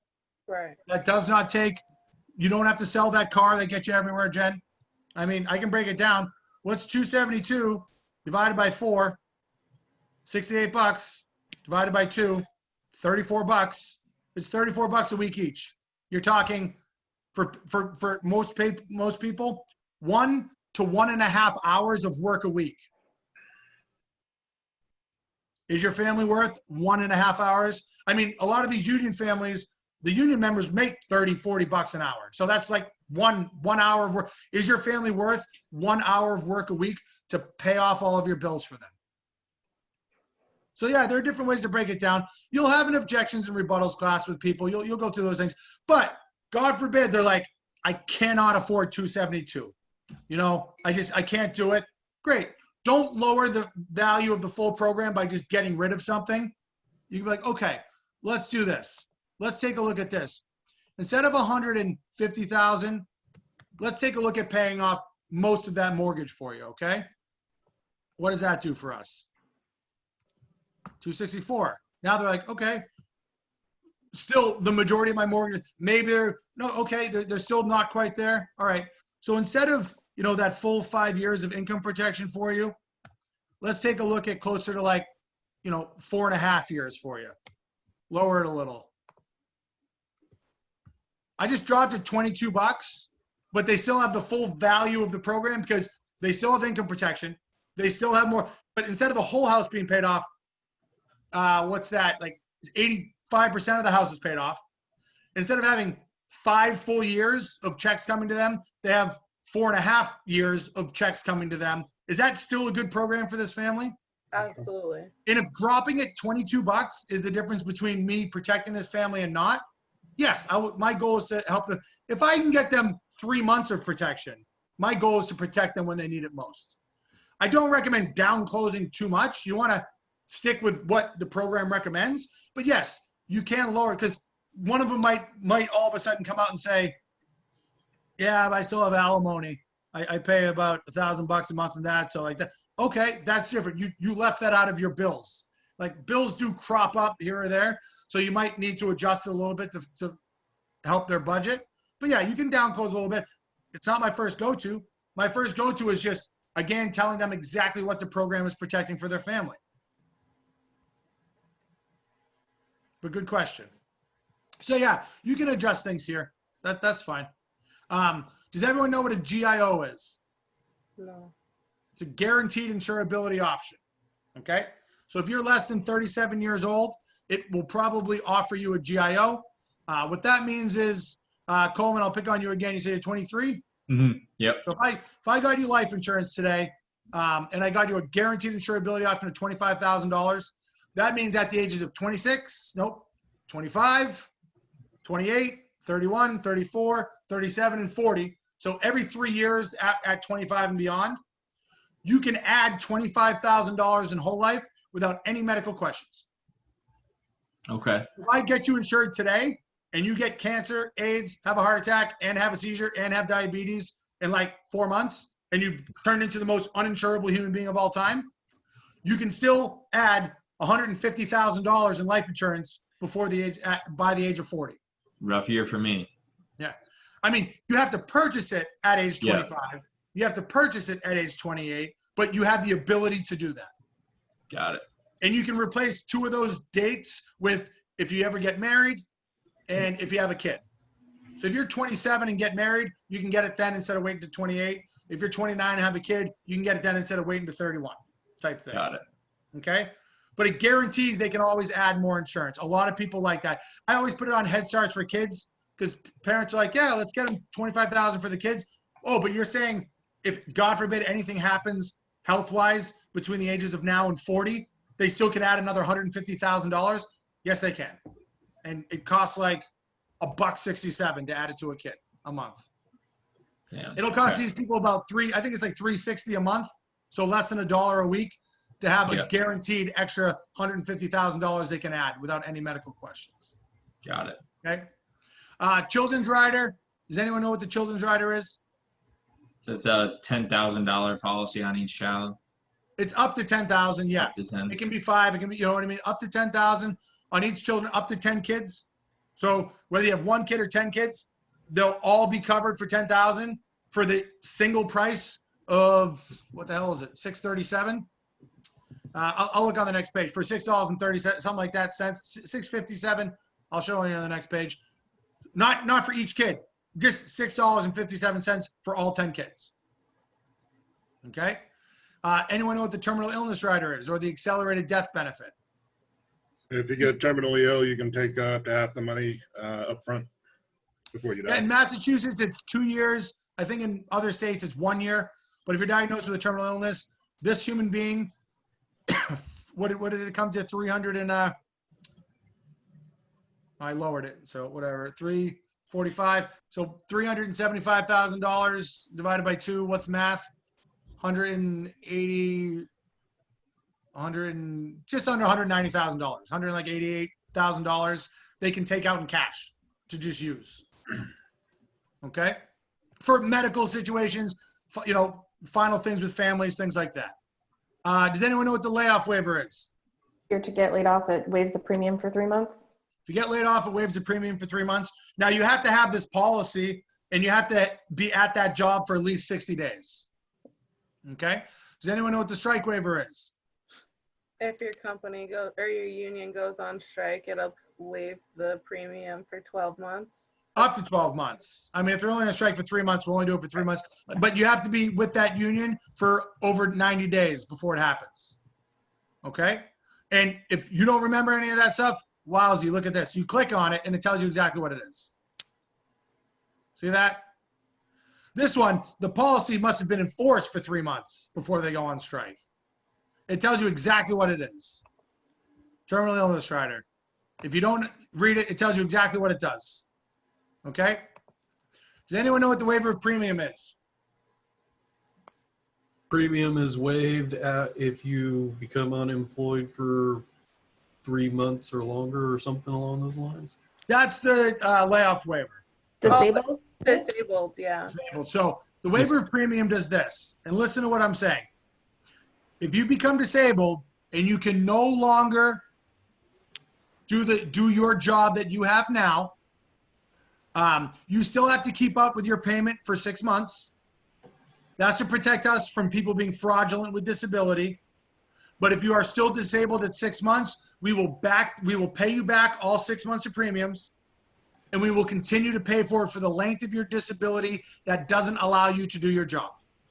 So if you're disabled for 9 months, we pay for 9 months. If you're disabled for 2 years, we pay for 2 years. If you're in a really bad accident and you can no longer perform your job for the rest of your life, our company will pay your premium for the rest of your life. Okay? That being said, what do you have to be offered a waiver of premium? Proof? What was that? Proof, I guess, right? Proof of your disability? Yeah, I mean, if you're out of work, yeah, you need proof of it, but you need a job. Oh, yeah. You need a job. If you don't have a job, I can't give you the waiver of premium. If you're a student, you don't have it. If you're a stay-at-home dad, can't give it to you. You need a job because it protects that if you cannot work, we'll pay for it. So you need a job. So that's one of the hints I'm going to give you. Do not give people who don't have jobs the waiver of premium because it'll fall off and you'll have to do paperwork and fix it. This is your super combo. This is the application you fill out. I want to show you a couple things on this. How did you get there? I hit submit at the bottom of the page where the green number was, brought me here. There's 3 things on here that if you do not fill in, it'll make you do extra questionnaires. The I saw box, you have to make sure you see these people, click it. Make sure it's an accident. You need their social security numbers, you need their driver's license. Okay, there's a button here. I'm gonna hit it later because I don't want it to be red everywhere. If you hit validate, it'll tell you all of the things you have done wrong on this and that you need to do the right way. It'll say 76 errors right now. The ones it doesn't account for is the I saw box, social security, and driver's license. It will not put errors next to those, but you have to remember to get those things, okay? So I'm down here. I want to show you something, okay? A few things. So again, do not give the waiver of premium to someone who does not have a job. Child rider is of $6.25 for $10,000 in term life insurance that will end at the age of 21, and they'll have a 3-month window where this child can add up to 5 times the amount of this. So in this case, it would be $50,000 in whole life without any medical question. That child can get $50,000 in whole life, okay? Let me say it again.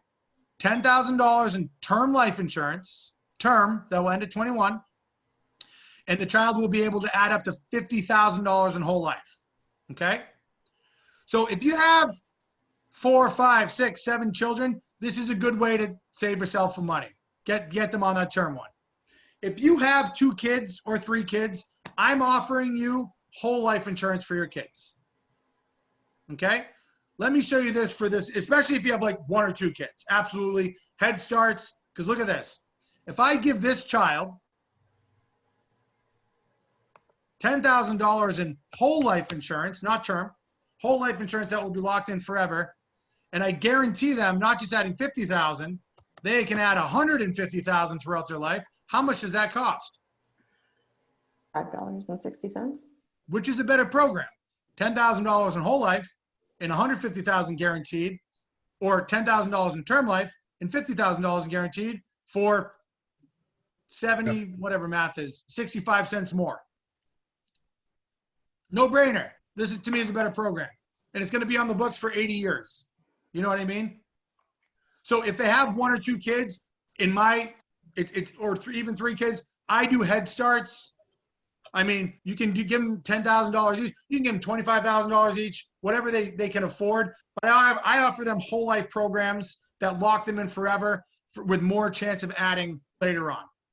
Okay? And it's cheaper for 1. For 2, it's only going to be the difference of like $8. So you're talking $2 a week type thing. To me, it's more beneficial to the family to do that. There are times where it's definitely more beneficial to do the children's rider. Again, if they have lots of kids and they can't afford, $6 to $12 programs for each kid right now. And also, if the kid has some minor mental or health issues, there's a lot less underwriting on a child rider. Whereas if you do it on a whole life, they're going to do a lot more strict underwriting. That kid may get declined. So I would do it on a child rider. Hopefully they can get approved that way and still be guaranteed at some point adding $50,000. Does that make sense? Mm-hmm. Okay. Oh, I just have a question. Sure. So can you have the child rider and have the whole life? Yep. Okay. Yep, you can. Yes, you can. So again, if that's like, you've got 5 kids, you have them all on the child rider, but one of your kids is 16 or something, and you want to get them started on whole life, even though then you can do something like that. Yeah, absolutely. Again, and another thing that you should learn, if you ever do more than $25,000 for a Head Start for a kid, both parents need to have double the amount of insurance that the kid has. So if you do a $50,000 Head Start for the kid, how much does each parent need minimum? 100,000. 100,000. It does not have to be through us. It can be through a different insurance company. It can be through work. They just need at least double in place because, I'm not in the business of having parents spend $80 a month on a $250,000 policy for their 2-year-old to have that 2-year-old die. So the parents should be protecting the kids. It shouldn't be the other way around. So the parents need to have at least twice as much Because if you don't, if you do a $100,000 program, you'll have to fill out a child questionnaire. And if the parents only have like 100,000 each, they will drop that program down to 50,000. They will not insure the kid for 100. So know that, because there's paperwork that I had to do a lot because I didn't know those rules, things like that.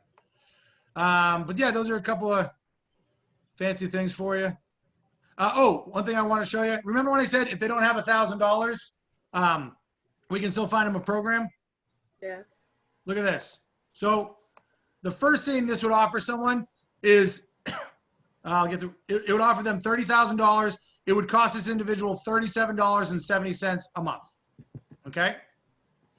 If $37.70, if $9.40 is too much a week for this family, I get it. Sometimes it is. I can offer them a 4-year RNC, which is a 4-year renewable and convertible term. Instead of $30,000, I can get $100,000, and that only costs $13 a month. It's not whole life. It's a convert. But do you think this family who wants life insurance, but 37, and I wouldn't even just drop it that low. If they really wanted it, I'd probably be a little bit closer to, if they can't do 37, but they can do 25. If someone tells me I can afford $25 a month, I'll just go in this box, 25. There you go. I'll get you covered for $182,926. Right? Great. Is that better than $0 in coverage for their family? Mhm. Oh yeah, $182,000 helps a lot of people. So again, that's why I put the $1,000 in the box instead of not offering them insurance because they only make $800 a month. Does that make sense? Because I can get them anything that makes sense. I mean, the minimum I can do with this is $100,000, but most families, what's 1367 divided by 4? 1367. Right. Most people can afford $3.40 a week. It's 1 cup of coffee to put $100,000 in place to protect your family if you die. Right? So we have programs you can afford. That's why I just wanted to show you that real quick as well. Okay? Anything else on the super combo? Find it out yourself. I'm not doing your job for you. Question for you, Tony. When you do a presentation, do you share your screen through the needs analysis and through the application process? Because I've seen it both ways. That's an awesome question. So I share my screen through the needs analysis if I'm doing virtual. And the reason I avoid asking, is that whole life or term life, is because I don't want to bring it up. Because in my opinion, if you don't have our whole life, you do not have funeral coverage. Right, sure. So I don't ask it. But if I ask the question, how much life insurance do you personally own and control outside of work? And they give me the answer, I've got $100,000 in whole life and $200,000 in term life. Awesome. I stop sharing the screen. And I put $300,000 in term life.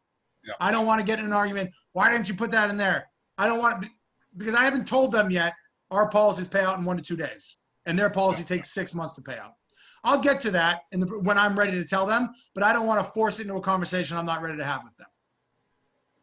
And then after that, yeah, I'll share my screen right back up for the mandatory read-off letter, proposals, everything. You can share and unshare your screen whenever you want. Yeah, yeah. I was just wondering what you thought was best. And do you keep it open for the application process as well so they can follow along, or? I do. It makes them seem more Involved. professional. That you're not just taking information, Yeah. you're watching it. And one other quick tip I'll give you. I shouldn't have closed it down. That's all right. At the bottom of the super combo, it said bank account information. Do yourself a favor. Write down a list of the 10 most common banks in your area, in your state, and write down the routing number. Yeah. Okay? Or what I do is like, Tasha, what bank do you, I got to get, you use Bank of America? I mean, I know the Bank of America one for Mass. I will start looking up on my phone, Bank of America, Massachusetts routing number. Okay? And I'll be like, and I'll slow it down a little bit. Okay, so now what town did you open that up in? Well, you opened that up, okay. And that's in Massachusetts, great. Now, I know the routing number is 011000138. Now, I sound like a professional. I know what the hell I'm talking about. I don't need them to tell me half of their bank information. I've told them. That, to me, makes them more comfortable with giving me the account number. Where if I'm like, what is your routing number? Where do you find it? I don't know. Like now you don't sound like you know what you're talking about. So even if you just want to write down, you know, Bank of America, TD Bank, blah, blah, blah, Citizens, all those, or whatever's in your area, the most common banks, have them written down, go for it. But I always try and find their information out for them. Your doctor's Dr. Jones. All right, what medical facility is that with? Boston Medical Center. Awesome. I'm looking that up on my phone. Slow it down. So now is that at 1125 Melnia Cast Drive and they're like, yeah, awesome, great. I need that information anyhow, but I'm doing everything I can to help them out. Mhm. I don't want them to do work and get frustrated. Make sense to everyone? Absolutely. All right, I'm going to tell you something now, and it should only take about 2 or 3 minutes. And then I have another couple minutes to answer any questions. Some of you already know this. Our legacy recruiting program. Does someone besides Samantha, Coleman, or Tasha know about our legacy recruiting program? Nick, Jen, or Eric, can you explain to me what it is? No. Okay, good news for you. Legacy I think recruiting. Oh, go ahead, Jen. I think I know what it is. So don't you get, once you recruit someone and they're there, they make a certain amount over 6 months, you get a $750 bonus? Close, but Okay. they don't have to make a certain amount. Okay, okay. So good job. So this is what it is. In your first 6 months, and your 6 months hasn't started yet. When you get your first pay that you earn put underneath you, that's called your code. From that day, a 6-month timer starts, okay? So in your first 6 months, anyone that you refer to work here, if they go through the interviewing process, if they get hired, if they get their license, if they go through training and write one piece of business, we will pay you $750 per person. Okay? So if you do 5 of them, I don't know why I always choose number 5 because I don't know what it equals. If you have 5 of those people, you're getting paid almost $3,800 without doing any work. All you have to do is give someone a phone number and a name. I encourage all of my agents to write down 15 to 20 names in their first week of training for me to reach out to, because obviously out of that 15 to 20, I'll talk to 7 of them. I'll end up hiring 2 of them, but that's $1,500 in your pocket in a couple weeks, right? While you're getting better at learning how to write business, you have extra income coming in to help you. And raise your hand if you're interested in getting into management in this company. Okay, that's everyone. Awesome.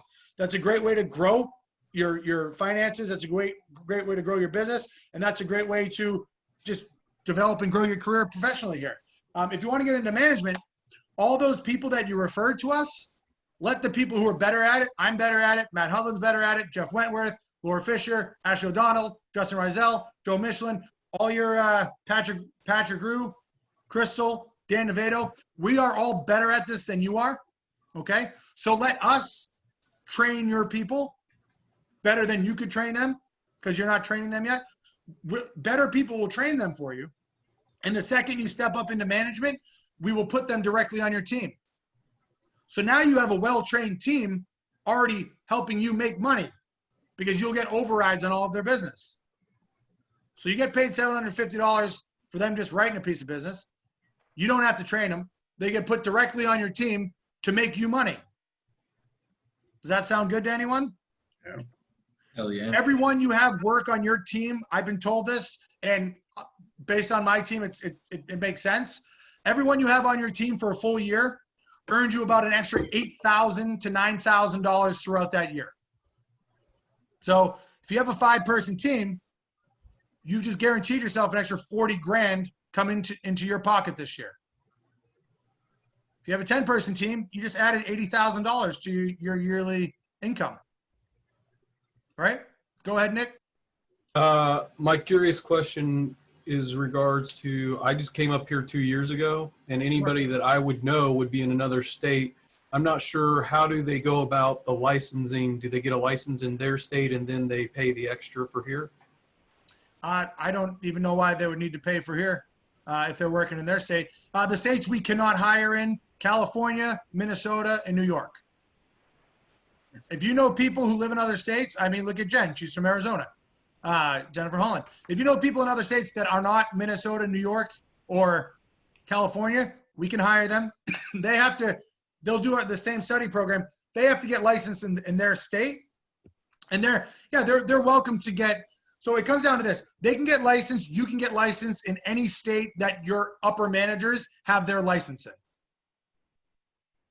If that makes sense. So I had a question because I wanted to get one of my buddies on board, but he's in Minnesota, obviously, so we can't do it. But we are like the border state with Wisconsin, so we live like 15 minutes. You could be in the other state. So could he get a non-resident license for Wisconsin because we can work with Wisconsin and only operate in that state?